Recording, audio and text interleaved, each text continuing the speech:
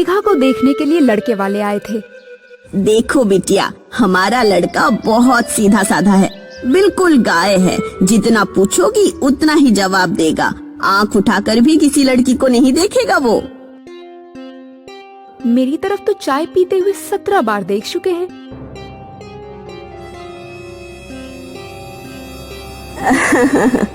तुम्हारा गणित तो बहुत तेज है बिटिया। तुमसे तो शादी करनी है ना, इसलिए तुम्हें देख लिया होगा। वैसे रमन अभी शादी नहीं करना चाहता था, लेकिन मेरे शुगर की बीमारी बढ़ती जा रही है।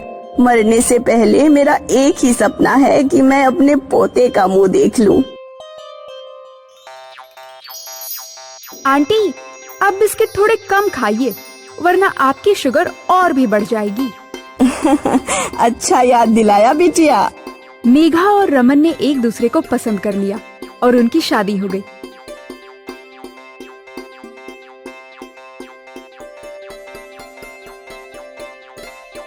मेघा की सास मालती मेघा का बहुत ख्याल रखती थी। बहू, अभी तक सो रही हो? देखो, मैंने तुम्हारे लिए चाय बनाई है। ओह, थैंक यू सो मच सासू माँ। मम्मी, आपने मेरे लिए तो कभी इस तरह बिस्तर पर चाय नहीं दी, और भाभी के लिए रोजाना नौकरानी की तरह चाय बना रही हो। ज्यादा आलसी ना बनाइए उन्हें, वरना कल को आप ही के सर पर नाचेगी। अरे बेटी, आज नहीं तो कल बहू माँ बनेगी, तब हमें बहू का ख्याल तो रखना ही पड़ेगा। इसीलिए मैं अभी से प्रैक्टिस कर रही हूँ। शादी के 2 साल बीत गए। मालती बेसब्री से अपनी बहू के माँ बनने का इंतजार कर रही थी। बहू, तुम्हें उल्टियाँ वगैरह आती है क्या? नहीं नहीं माँ जी, मुझे उल्टियाँ क्यों आएंगी? अरे मेरा मतलब वो वाली उल्टियाँ। कौन सी वाली उल्टियाँ सासू माँ? अरे पगली, तू तो कुछ नहीं समझती। तेरी माँ ने तुझे कुछ नहीं सिखाया क्या? बच्चे वाली उल्टियाँ तुझे हो रही है या नहीं? नहीं माँ जी, मुझे ऐसी कोई उल्टियाँ नहीं हो रही हैं। एक दिन जब मेघा की आंख खुली तो उसने देखा कि उसकी सास उसके पेट पर हाथ फिरा रही है। ये क्या कर रही है माँ जी? दूर हटिए। चेक कर रही हूँ बहू, तेरे पेट का साइज बढ़ा या नहीं बढ़ा। मेघा की सास अब अक्सर मेघा के पेट को चेक करने लगी। मेघा कोई भी काम करती तो मालती का ध्यान उसके पेट पर ही रहता था। मालती बार बार मेघा को पेट पकड़कर देखती। बस करिए माँ जी, ये आप क्या करती रहती हैं? आप हमेशा मेरे पेट की तरफ मत देखिए, मुझे अजीब सा लगता है।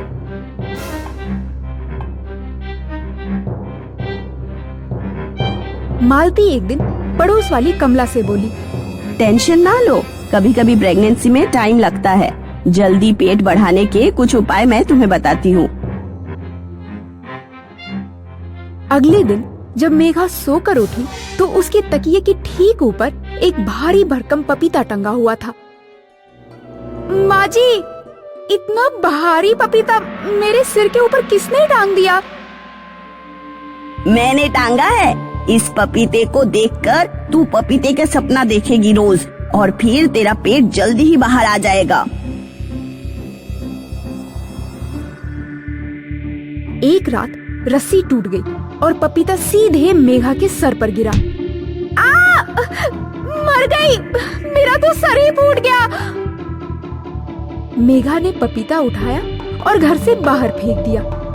कान खोलकर सुन लो माँ जी, मेरे सिर के ऊपर आज के बाद कुछ भी मत टांगना।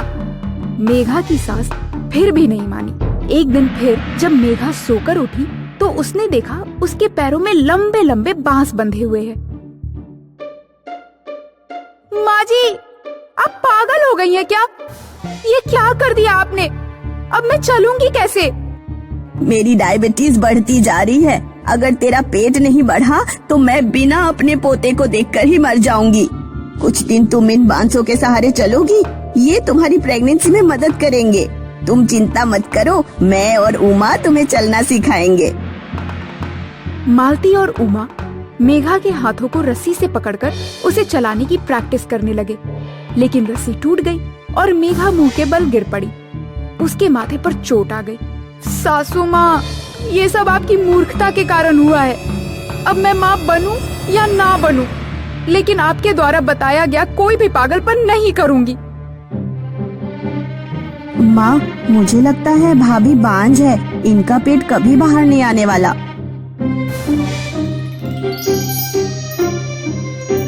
घर से बाहर निकल जा बहू। मैंने अपने बेटे से तेरी शादी इसलिए कराई थी कि तू मुझे पोता या पोती देगी। अगर पहले पता होता कि तू बांझ है तो मैं कभी रमन से तेरी शादी नहीं करती। तू मेरे घर से बाहर निकल जा, मैं रमन की दूसरी शादी करूंगी। जरूरी नहीं है कि मेरे अंदर ही कमी हो। पहले मैं और रमन जांच कराएंगे, उसके बाद ही पता लगेगा कि असलियत क्या है। मेघा और रमन की जांच हुई तो डॉक्टर ने बताया कि मेघा के अंदर कोई कमी नहीं है। रमन की बॉडी में कुछ प्रॉब्लम के कारण मेघा मां नहीं बन पा रही है। अब कहो सासू माँ, मैं बांझ होती तो तुम मुझे बदलकर अपने बेटे की दूसरी शादी कर लेती। अब क्या अपने बेटे को भी बदल सकती हो? मालती का सर शर्म से झुक गया था। माफ करना बहू, मैं पोते की चाह में बिल्कुल पागल हो गई थी। अब मैं तुम्हें कभी परेशान नहीं करूंगी। पोता हो या ना हो, लेकिन तुम और रमन खुश रहो, यही मेरी इच्छा है।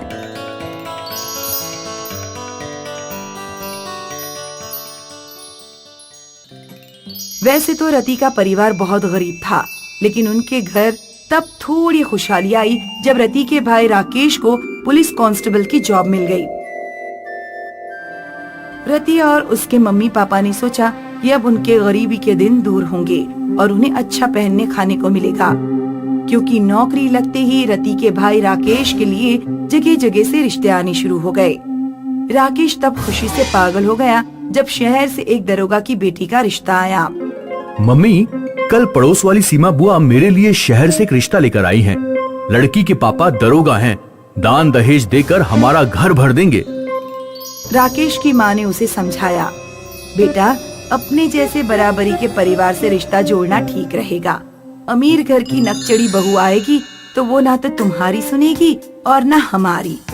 दरोगा को हमसे और हमारे परिवार से कोई मतलब नहीं, वो तो बस अपनी बेटी की शादी तुम्हारी नौकरी से कर रहा है। और फिर अब जब तुम्हारी नौकरी लग ही गई है तो दान दहेज लेकर क्या करोगे?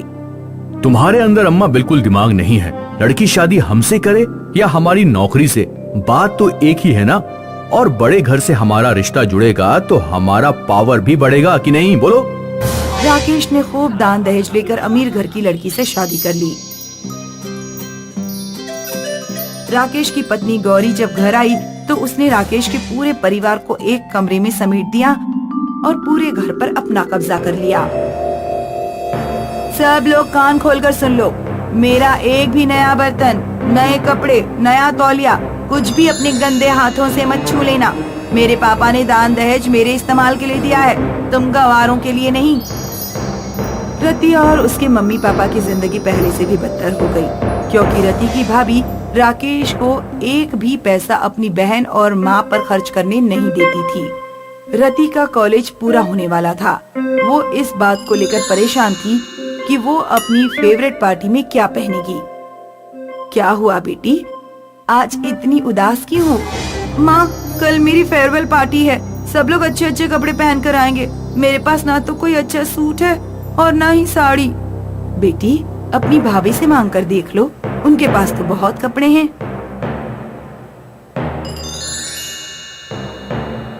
रति जब गौरी के पास साड़ी मांगने गई तो गौरी ने साफ मना कर दिया। जब कपड़े नहीं है तो जा ही क्यों रही हो फेयरवेल पार्टी में, चुपचाप घर में बैठो।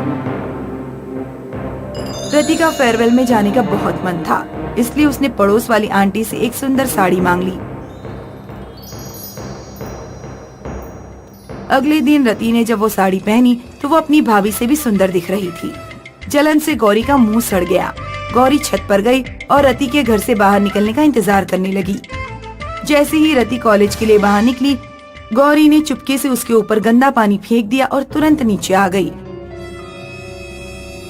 रति वापस घर लौटी तो उसकी माँ ने पूछा, क्या हुआ बेटी, लौट क्यों आई? माँ, पता नहीं किसने मेरे ऊपर गंदा पानी फेंक दिया, मेरे सारे बाल खराब हो गए। भगवान का शुक्र है कि साड़ी गंदी नहीं हुई। बेटी, तौलिए से अच्छी तरह बालों को पोंछ लो, साफ हो जाएंगे। रति ने अपनी भाभी से टॉवेल मांगा। भाभी, जरा अपना टॉवेल दे देंगी? हमारा पुराना टॉवेल फट चुका है मैंने परसों ही उसका पोछा बना लिया था। औकात देखिए अपनी, तुम्हारे गंदे सड़े जुएं वाले बालों के लिए मैं अपना टॉवेल बिल्कुल नहीं दूंगी। रति उदास हो गई। उसे लगा कि वो फेयरवेल में नहीं जा पाएगी, लेकिन उसी समय गली में एक टॉवेल बेचने वाला आ गया। टॉवेल वाला टॉवेल ले लो, टॉवेल वाला टॉवेल ले लो। रति की माँ ने अपने पास बचत किए हुए पैसों से एक सस्ता सा टॉवेल खरीद लिया। रति ने बाल पोछे और तुरंत कॉलेज के लिए निकल गई। उस रात जब रति वापस लौटी तो वो बहुत थक चुकी थी, इसलिए वो तुरंत ही जाकर सो गई। रति को एक सपना आया। सपने में वही आदमी जिससे रति की माँ ने तौलिया खरीदा था वो कह रहा था, ये एक जादुई टॉवेल है जिससे बाल पोंछने पर सिर में मौजूद कोई भी चीज सोने की बन जाती है, लेकिन इसे इस्तेमाल करते हुए 2 बातों का विशेष ध्यान रखना। नंबर 1, कभी भी सूखे बालों पर टॉवेल का इस्तेमाल मत करना, और नंबर 2, जरूरतमंद की मदद करना। अगर इनमें से कोई भी शर्त टूटी तो कुछ बहुत बुरा होगा। अगली सुबह जब रति सोकर उठी तो उसके सिर के पास सोने की जुएं पड़ी हुई थीं। उस दिन रति ने बाल धोए और टॉवेल से पोंछे तो उसके बालों से कुछ सोने की जुएं झड़ गईं। रति का सिर जुओं से भरा हुआ था, इसलिए हर रोज टॉवेल इस्तेमाल करने पर कुछ जुएं सोने बन जाती। फिर रति की माँ रति के सिर से सोने की जूं बीन लेती। रति ने नया घर खरीद लिया और अपने मम्मी पापा के साथ अलग घर में रहने लगी। गौरी के खर्च बढ़ते ही जा रहे थे। राकेश को अपनी सैलरी भी कम पड़ जाती, इसलिए उसने रिश्वत लेना शुरू कर दिया। एक दिन राकेश के डिपार्टमेंट में किसी ने शिकायत कर दी कि राकेश रिश्वत लेता है। जांच हुई तो राकेश दोषी पाया गया और उसे सस्पेंड कर दिया गया। गौरी और राकेश को अब एक एक पैसे की किल्लत होने लगी। गौरी को गांव वालों से पता लग गया कि उसकी ननंद रति के पास एक ऐसा टॉवेल है जो सिर में मौजूद चीजों को सोने का बना देता है। गौरी एक दिन रति के घर पहुंचकर बोली, ननंद जी, मैं अपने किए पर बहुत शर्मिंदा हूँ। मैं आपको बता नहीं सकती इस समय हमारे घर की कितनी बुरी हालत है। कुछ समय के लिए अपना जादुई तौलिया हमें दे दो, मैं तुम्हारा जिंदगी भर एहसान मानूंगी। रति को जादुई टॉवेल की दूसरी शर्त याद थी, जरूरतमंदों की मदद करना, इसलिए उसने अपनी भाभी को टॉवेल दे दिया। भाभी, 2 चीजों का ध्यान रखना, कभी भी सूखे बालों पर टॉवेल इस्तेमाल मत करना, हमेशा नहाने के बाद ही टॉवेल का इस्तेमाल करना और जरूरतमंदों की मदद करना। गौरी रति से जादुई टॉवेल ले आई और घर आते ही उसका दिमाग चढ़ गया। अनपढ़ गवार रति मुझे पागल समझती है।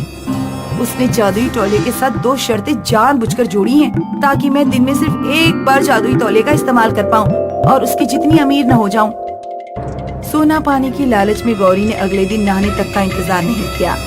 उसने अपने सिर में बाहर से खटमल, जूं और कीड़े डाले और अपने सूखे बालों पर ही टॉवेल रगड़ दिया। सूखे बालों पर टॉवेल का इस्तेमाल करते ही गौरी के सारे बाल गायब हो गए। वो गंजी हो गई और फिर उसके बाल कभी नहीं उगे।